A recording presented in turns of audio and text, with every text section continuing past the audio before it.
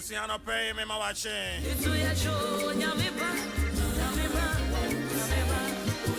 And a Juada October Busumi Neda etoso Edbionu Bako. Brony Becca said 21st October 2019.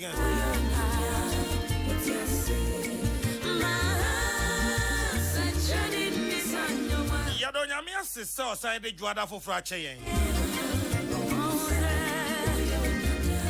Baby, I want to make kind of baby. I'm watching. And Kabeme who pass and you mun samono. Obeja to me say a empire me boama na ochi. Every man is you here. I want to know.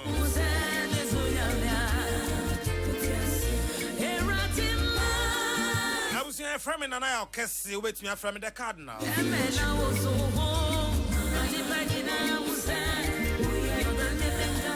I pay me Tinamudia, my chairman general Kwame Sefakai.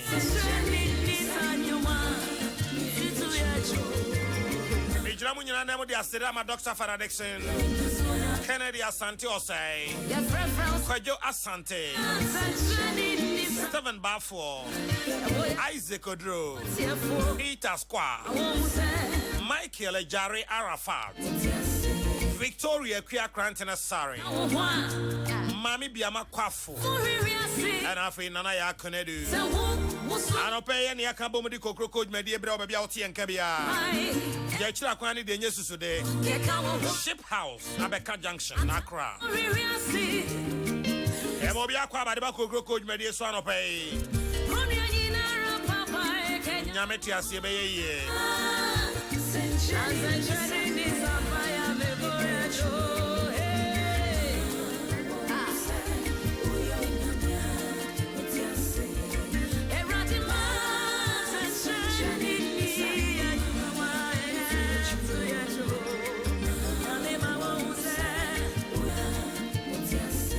Brigadier General Amo isi anopeme watching.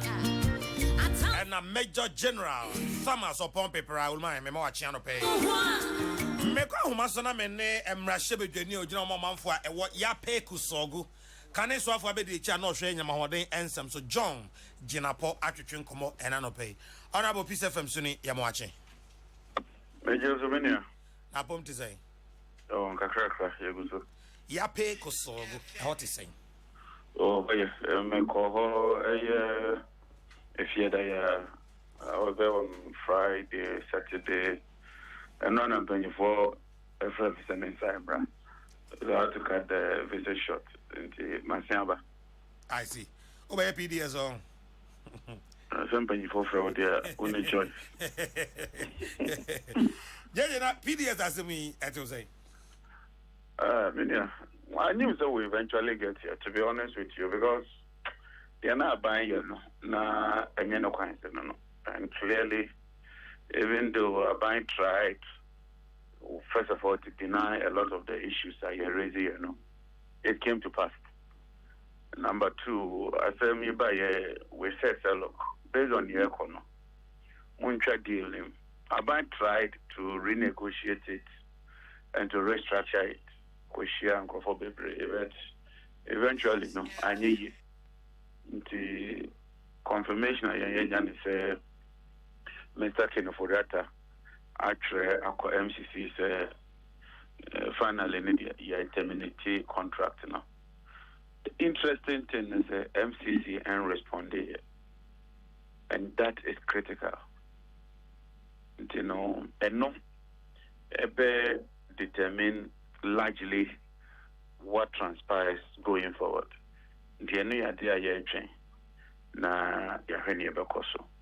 other thing is but answer about other things. So my millennium challenge I'll say almost any respond. Now how critical is that?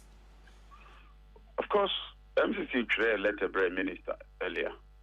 Then the minister responded say what terminated PDS agreement now. And even made some proposals.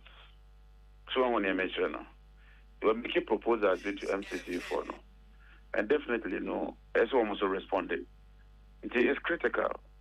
Will the compact even go forward? Will the compact be cancelled? If it's going forward, in what form and shape will the compact go forward? You know, all these are major issues that would have to be discussed. The minority side and the NDC would also have to state their position. Until 10 o'clock, the General Secretary of the party would hold a press conference or best state clearly your position in respect of this whole scandal at the Abedrusa and Pempensui.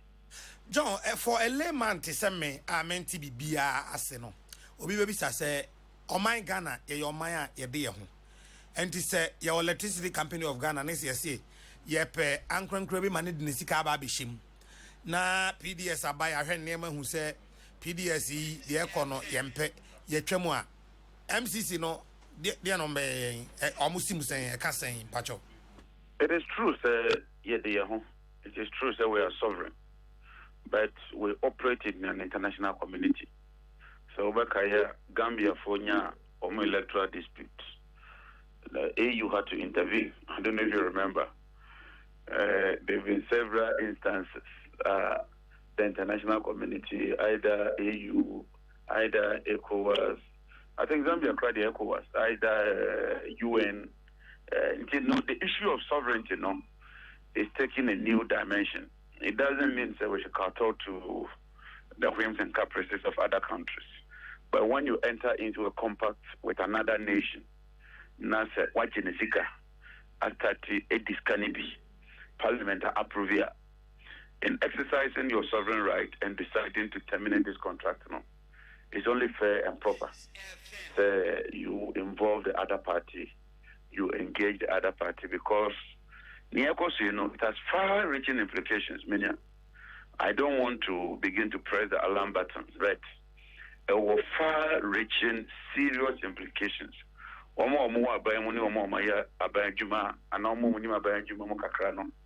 Would attest to Jamaica and say it can have very, very serious implications, not just with the US4, but with Ghana and the entire international community, our development partners, bilateral cooperations, multilateral cooperations. It is something that we have to handle tactfully. John, one final thing, I was our leg we ansana obeko when now obeka other thing be ansana make so break kakra. Mo amunim energy mun sam kakra mu bum konta kire am say ECG ne worth almost $3 billion any idea. Nana yemu bibi say ECG your value no na se ne board ne sa 400-500 million US. And never ECG then. First of all, so we company analysis, financial analysis. The company's net worth, that is the balance sheet alone, is not enough. You can have a company, if you just at the last time on by Parliament, 22 billion. Into meaning, baby, a finance minister, Ekunyani 3 billion is free. But admitted, don't let us get into that aspect. You could have a company here 3 billion, now another company here 2 billion. And yet the 2 billion company's cash flows and profitability are better than the 3 billion. Your assets, just quickly, I don't want to get too technical. Your assets, well equity and your liability. That means a car with initial account. Until now, we share ECG, a current liability is over 7 billion. So when you mention, but we share more current asset, it's about 2 billion. Until when you strike the difference out, there's a negative net working capital of about 2 billion. Not just a unya and one kakra. Now, any 400 and 500 million okra here. Unya will be a bit my best for massive. Will be a bit turn things around, bring about efficiency, improve the system, reduce losses, and then get more profitable. So that going forward, ECG bit me afan into my perfra. In the new can no credit. On the other side, and you might be brave so can one. So what to turn your money ye now we in a year. A beboa company In this in a competent private sector, with the technical and financial capability, with the track record. Now year, it would have turned ECG around ɛbɛboa Ghana man nyina na eventually no yɛnya reliable sustainable supply of power at a very very affordable price na aboa Ghana man nyina. That was the objective. I see. Now is a anti-asa me nya won koma me no twetwa no pa mu ni se aban mu any opposition mo famu ni ade ni nyina no mo nyina mo ntia se electricity no ye de bema ankorankora na ordinary sika beshim. Oh, there be intia. In fact, privatization is not a bad thing. No. It's the way you do it. We try to involve the private sector, try to involve the Ghanaian. It's turned out to be quite successful. So when you mentioned, the telecom sector say, despite challenges, okay, those times you were university, you needed 1 million OCD and sana what all. Ghana Telecom, almost cheap. Unya, but you liberalize it, by and large, and I think there's been some improvement, even though they are still challenging. Until involving the private sector in India, every country will involve the private sector. The way I obey now, what indigenous Ghanaians so I benefit kakra. Now, eventually, a boosting economy, now improve the economy. The disagreement with the two parties now has been the mood and the way and manner in which this whole ECG financial and operational turnaround no Jeje masam bioma e ho ne se aban ejina Ghana na mu akwakofa PDS aba na yehunu se deal no emwa yen enti yetwam ade na yemo aban aba so ade ntini yenka se aban anya akokoduro kwaya ade because wo kai waka se MCC wo ho aban ne outlook generally we are seeing na se na yebesi ehu aban after sa deal a waka se ne ade nyina no say implications when nyina ho na aban anya akokoduro atwam a ade ntini yentimi nka se aban for once we dey kwaya ade I think over aban say aban did this embarrassment need disgrace abreye and you say yankobo mabaso they were cautioned. The hazard of Parliament. Judge Mpacha radio bi wo che ma e feedback akra wada roman ka be confirm kakra bi. Dum radio no kra. Okay, all right. Thank you. Mpacha e better kakra. Mpacha e better. Ento aso. Enti me ento aso. Me Mpacha wa ento aso. I think I met your boy about say. Your boy about so any because about status anime they were cautioned. Mpacha I check the hazard of Parliament and then read my contributions on the floor of Parliament. You catch some in your moya, I'm why. Only never be break ye. Listen to the cry your car SPV in once and ye. I'm going for a fake document. Eddie Betu just say there was a parliamentary session. Our more explaining animal say I will murder it. We challenge them to produce the attendance sheet and the evidence. Clearly, Menia, Sir and Mguasie Cassie, dear Bedu Sampensui.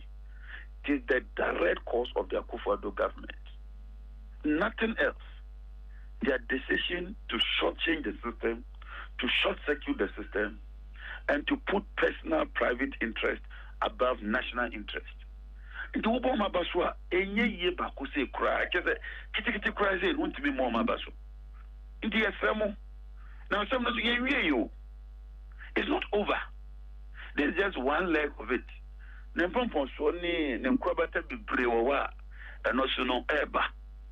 situation was avoidable if we had gone through the original laydown process and then advisor, it wouldn't have taken us this level. If I check 1st of April, now per Google, Jinapor rise to President Akufo-Addo. I wrote and said, say, guarantee the papa. On the 1st of April, Opa would check it online. I mean, what did the attempt as a she eventually? Shempenso a dear bedroom. Now, my PDS, one is someone just here. And they are considering the option of a legal issue. America for no so, Omundi issue, Beba. In the Abasobody and the Minia, you know, just a mamumpo. We should rather be holding people liable and accountable for taking us to this level. David, Ochso letter in April. Ana o catch a bind say at the end untrim. Enti, they now who no sabre and fancy a bayan.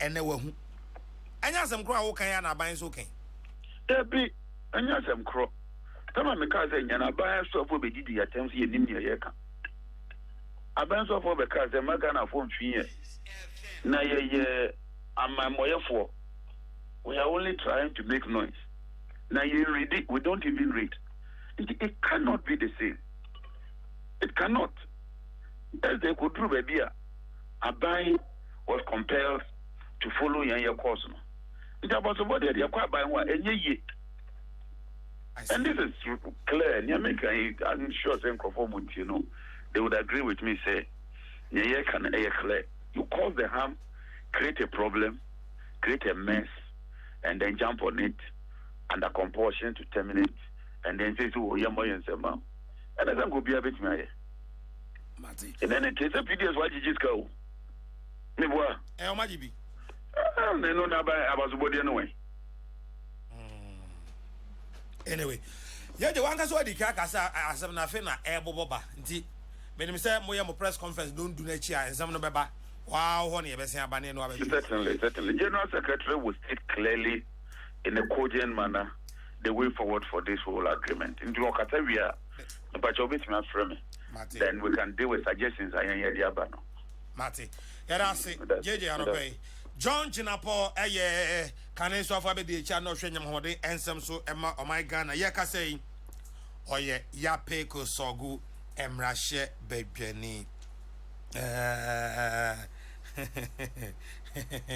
anyway yankwa homa no so na ye ne osoafo abedi ekire a ono so so hwanyam hode ensem so fija kwa emrahye bedwani onimonyamfo William Oreku Eidu entwe komon fa sa asemi ya ho opani Peace FM so ne yemo ache yeah na apomwe ya mena dum am pipe yo asa no me konsem ahodo bi a ewo ho so no me say wutie nkoma me ne jeje twetwen kakra be tie bi also nan ya emfa free ba wuti free ye no enya no be na wo be ma yo me da se me fa kwanya so na me ma wuti fu nyina ache na panifo so a mo bodwo mo so ntia obia the constituency for if jump up break ntia obia yo me ne em se kakra me tie no Menya kumacho wa kasedi o start ye no kan kama but the bedroach na ya afa the bonus kakra and say abaya ya de adin na make kasa ye start sa private sector participation in the war is region no ye betuye o me start ye betuye be so mu ye betuye ni mama enya dodo na se kana for so benya mfaso kese efrimo na me the free baby ono so odi esi no a wo kase ono tre letter de koma aban in April say aban Nana Akufo-Addo enhwe that time no ya started that yes ahwehwe mu na ma ya raise issues anya ono no kofa bae eti ono tri say ye ba o tre sa kata na nya dia ye public knowledge but me na make me with ya started na ye raise issues say demand guarantee nya dia ye nature it's mount to keep credit for that. But later, Elikia Ababon Trainer, you were a Moforiata at Command MCC4. A letter of intent, a Agnepa, a war abang, Antinose. A shen near my free man guarantee, maybe a cocoa, so even Sikai, the Kokotria, premium more for demand guarantee, no, the moon summer course, now the idea of bringing. I buy any engine. In Tiabaya and says, idea. Said maybe I am not caught into this sort of agreement. I'm saying John Chechemo. Unquount means for us and Kasema Yebi people to also consult stakeholders, in particular the MCC. And now I check up and young almost the Abayan poor Opeso Yini, say Opesenko, Obinya, and Kayade, the whole consortium TDS, about a year near Sanchez for. But I did back also some amount at here for Sotia Senior and say. Fundamentally, no, abang India private sector participation. TSP, abang is committed to the compact, and they are fundamental. It's a one year my bay, and I'm also to I did sa consortium here. I was saying the baby any action of friend, and one among and you reckon of Rata Trade Bakrata medical man MCC for na Etiabontin. It's the same no say abang fast India metro. Ghana this year enim the say any say any I na me pass pa kunya so na kai Ghana fo nyina say enye obi ene be catch up and say be na nyama no ko enkoyi aban ene hunu from the beginning na after the transfer no match na ni hunu say ene me bi enkoyi ene tu ho na mo yeni anu kra ba bon tin and this for be ka say sebe adwuma ne ya sheda ne ya fade ma yenu anom ne ye namfofo ne ya chama mo but ne nya no kra ti aban hunu say ne mankoyi no and aban na even no kra no ye ne America fo ne nya asem ye no mo ye meet na me no bi no mo nya asem say adentin ya mo mama de the mo ya ye de ma wo mo ne say ye na sabi o ye japade kese ewom omo de omba be boy de so ye de ne wo mo na japade ne so ntina o say ye tu anamo na ye di adwuma no esensen ho kakra aye suspension no na mpo say suspension e tin kura mpo a tenye de nsen ke bitima pa da na ya no say ya na ye kan so ye boa entino ye ma omo ti ase say anamo ye tu ye na ye suspend day adwuma na bra ya mo mama de no na assessment ana ya hwimwa ye chief champion for ya ko meetings bebre aban anamo ntu a watu nyina no it's for the purpose say Ebema adiano etnayi sabi nyanya start yo yenya no end this point starting here be so enti no na bi wa ye inheritry and be also so to be ni kakra enti aban hwa ade ni nyina se ye pese se aye dwuma ni adwuma ko a eda aban akoko so eda Ghana fo nyina koma so kese e hia pa nyina mkanya ho nsem ya ade hia enti aban anyamre atu anamo state company for the stakeholders nyina and I'm a minimum campaign say Yawada, a minimum Castle City, which may can say, yeah, but I bind the Baba 12 on 10 to Ghana this year, and I'm more you going forward, you know, send you see Aquama. It's South Pennsylvania, was saying, no, because I bind for Symbia Metro Ghana for him. It is and of course, here terminate here, I say, no, it stems from a letter now, it's here on 10, as intention. I'm going to put a wall, I bind more, I'm going to go, I don't mind the court to MCC phone. I don't know if I'm out for the Abubu, aban yam fa to be a metro Ghana this year. Mestre, yen train kakra. No ba, ye de ma Ghana for at. And your penny, ya pesi a jifru when no man pay. Ye twem, ye be twem, ye nya ye be twem. Yes, ye nya ye be twem. Ye pesi twem na se man nye yem kwa se em se Georgia Pochichi mo ye kakra. Se enye yem kwa na sa tumi no ye nsem. Ye betima ye, but wo ya the many of Kumano kind. I want to transfer near degree. America for ye, Cophobia. So no more two and a month first custom one answer. Sir, now one two boasia, a bit me adding some degree because World Bank or more dominate World Bank. Compact no so Bakusu by any be my compact three. I need to say Baby Boa. Ama and Roma, a day and I'm canny from Africa and a court. Niger ni Mali ni de kaka ho nyina omopese omobe e de mai no e ho pitman ba asem sika sema free World Bank America for na dominate only ye no omo sika sem de brain e susu aso de e de brain te ade a o se tue bo ase na ye ne omo nyina enya ye kopen kromo but ye intention ne de ye tune Ghana for so the America for some be no mo so America for ye de yeah, I didn't put say the anomaly after Tiawaria said you year 20 years. Now, first few months, no, and I'm on Junum Queen. Now, yeah, I fire white in the say for the sake of the good people of this country. No, also a bab on 13 years. Obani, I did Aqua, maybe Sir John, now maybe Saoni say, Yan, ye dear, any a day, ye ECG, any Yakofe PDS Yaba. Any say MY inti yempe. Enti no se si ase MCC fo ni ade yi kaka se omom prenso a. Se aban wotri mu poso wo twam na se omom prenso a. Na ye ne den. Oh, well, two things. Omom so and I say omom prenso. So omom prenso then the whole compact no ebe fall apart. That's a compact no. As so sabi you scan the aba be ho. If real this ya prenso any issues can be a betim the brasi. Nti no idea penfo bit matnase na omwaka se de ebesi aye no skaba be die ho no so ye jama yen say anything and dey ye kirasem but very important say ye ne omo ebe ko ben krom na ye ni ayen sore and for instance, your book say a sovereign nation to take a decision. And until the man, you are Voyata or Tres Akratano at the core. Oh, relations between Amaya, especially American. So no more a DBDBI, Yenema, Sabi Akomaso, Kitikisa, a DBI and Tobaso, and Tobasi any dialogue. And you're not as a CIA, you want, yeah, you say, but yet your intention here, Yamon said, this is where we want to go. I see. Eti yehwa ba yanim gosi be da be na fidi e be tie free aban no ankasa officially.